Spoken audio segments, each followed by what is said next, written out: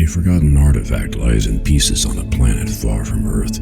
Few know it exists except those who took it back and those whose ancestors created it.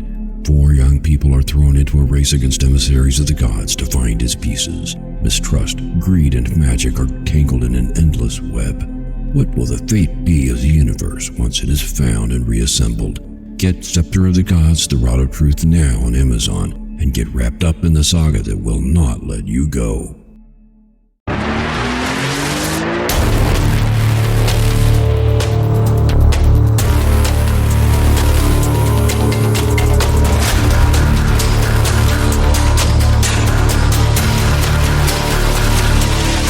Good morning and welcome to the Motivational Devotional, where we are merging motivation and spirituality to create a daily dose of confident positivity. I hope that this morning's podcast will help you to be more spiritually and positively motivated so that you can transform your day. Good morning to you, and thank you for joining me today at the Motivational Devotional. I am Mark the Writer, and today is the 9th episode of our series, 50 Ways to Love Your Soul. As I share 50 different ways for you to be your own best Valentine, I hope you are finding a handful of things that work great in helping you grow into who you want to be.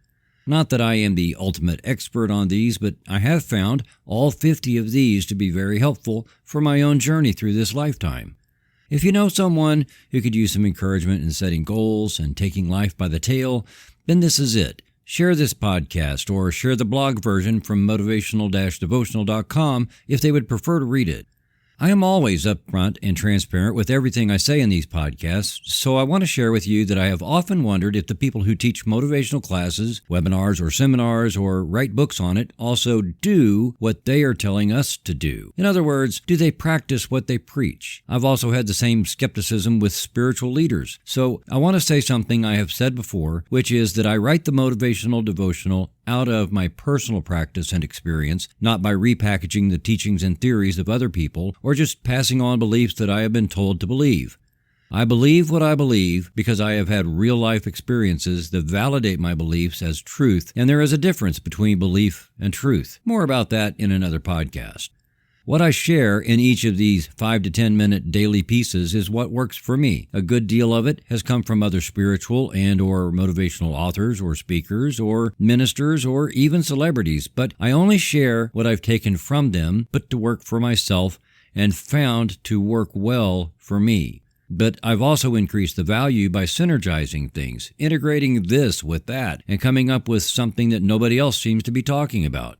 I won't derail this morning's podcast on Love Your Shedding with that, but I will say that those integrations are the core of my book, Anxious Disciple. You can find it on Amazon. The point of bringing that up at the beginning of this is that in talking today about shedding, again, I am not writing up and recording a podcast on what you should do. I am right now taking a break to write this from doing exactly what I am writing about. I am in the middle of a big-time shedding process, and I don't mean the same way that my husky sheds her fur. Well, maybe, as I just wrote that, I realized that maybe that's why this is called shedding in the first place. You know, a dog grows the fur they need, and then for some reason they no longer need that fur, and their bodies replace it with what people call a winter coat, or they do their spring shedding. If you know anything at all about huskies, you know that they don't wait for winter or spring or any other special occasion. They constantly shed. Every day. The reason I am in the middle of a process of shedding is because I was not living life like a husky. I was living life more like some kind of reptile that sheds maybe every 5 years. No, I am not a hoarder. I just have ADHD and I get busy, and if I replace things, I may throw the old things away or I may try to find someone else who can use them, but if it is an upgrade and I don't know what to do with the old thing, like a desktop computer, I stick it in a closet, an extra room, the garage, or the basement. After all, there is a hard drive on the thing that needs cleaned off and then erased before anything can be done with it. And then I have to find someone who might want it or might take old electronics because I only upgrade when something breaks. So, no, not a hoarder, but definitely someone who has hung on to more than a few things for more time than I should have. Also, as I have mentioned a couple of times in previous podcasts, my wife died a little over a year ago, and I am now finally going through the process that surviving spouses go through and sorting things into keep, give away, sell, or throw away. I highly recommend that if you have to go through the same thing, you follow the same advice I found on other people's blogs and find a supportive person to be with you as you work through a lot of this. You can get bogged down in old photographs, newspaper articles, personal effects, and things like that, and you will never get through it if you analyze every little thing you have to touch. You just can't. I recommend making a pile or a box or a few boxes of those things and set them aside to do that later, and then work through the majority of stuff as quickly as possible. This will empower you with one of the great benefits of shedding in general, which is the blessing of non-attachment. Having things around you that you don't need creates a spiritual burden as well as a physical and psychological one. So that's a threefold burden. That's heavy, and not just in the old 1970s sense like, that's real heavy, man. It is. You walk past the stuff all the time, and you might not consciously think, man, I need to get rid of that. But subconsciously, you have that feeling that it needs to go. It's like trying to hike while dragging stuff behind you and wondering why you're getting so tired. That's a real thing. If you struggle with energy and you keep thinking you need to see a doctor or figure out why you just don't have any energy, but you also have a house full of stuff that you have known you needed to deal with and shed, then today is your lucky day. Today I am giving you a get-out-of-jail-free card. Today I am giving you permission to start shedding today. If you say you didn't need my permission and yet you still haven't started the shedding process before now, then what have you been waiting for? The right moment? Enough time? Here is what I finally had to ask myself and say to myself. When did I last use this? When am I likely to be using it in the future? Am I ever going to need it? If I haven't used it at all, or I last used it a long time ago and I am not ever going to use it again, why am I keeping it? Then I decide if it has any value and if I should sell it.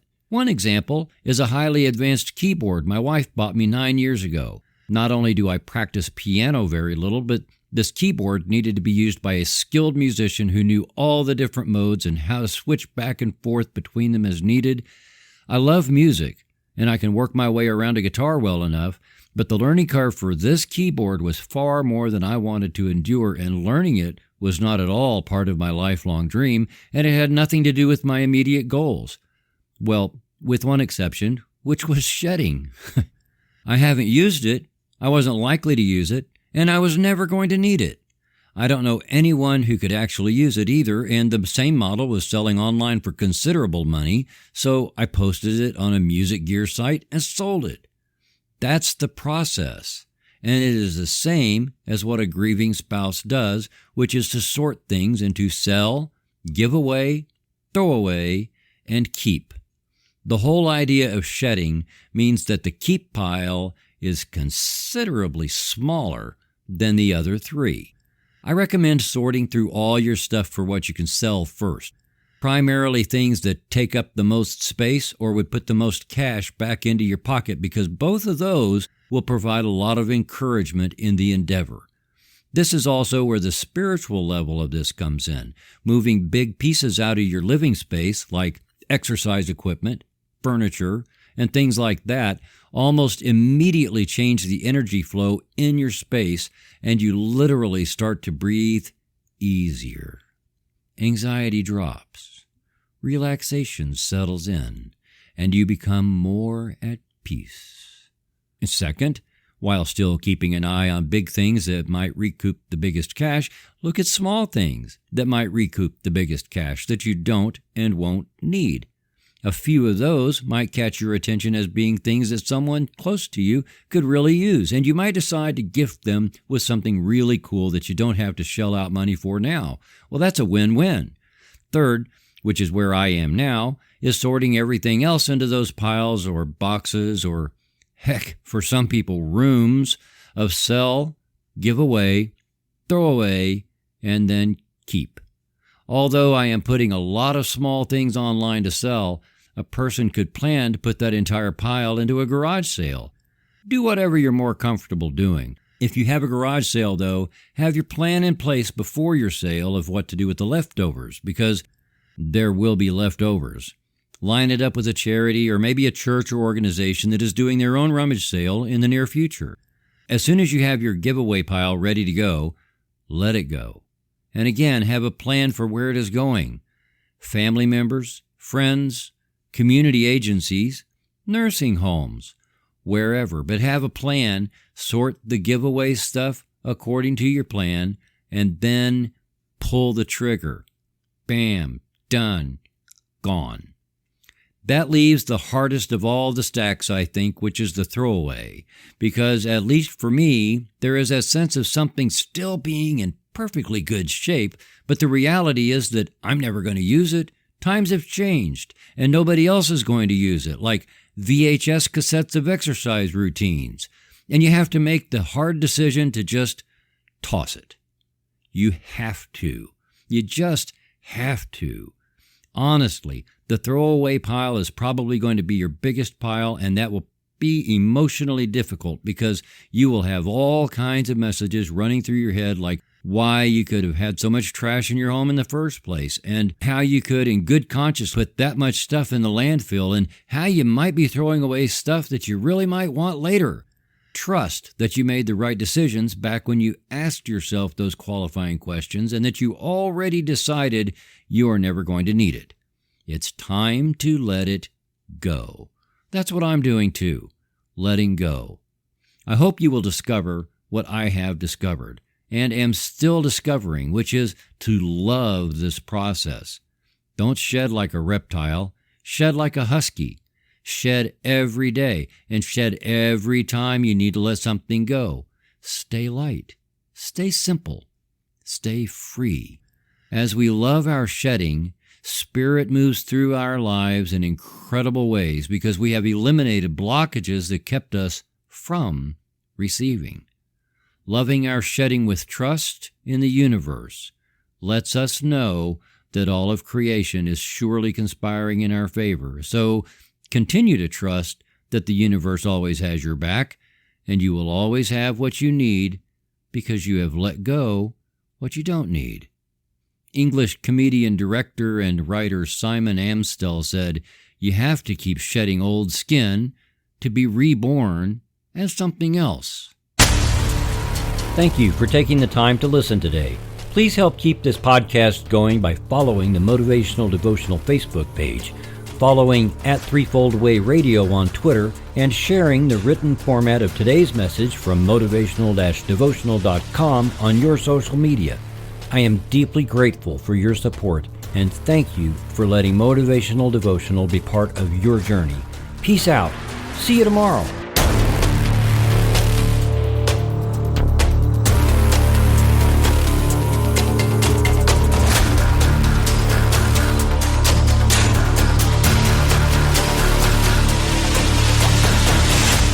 Motivational Devotional is a production of Threefold Way Radio, LLC.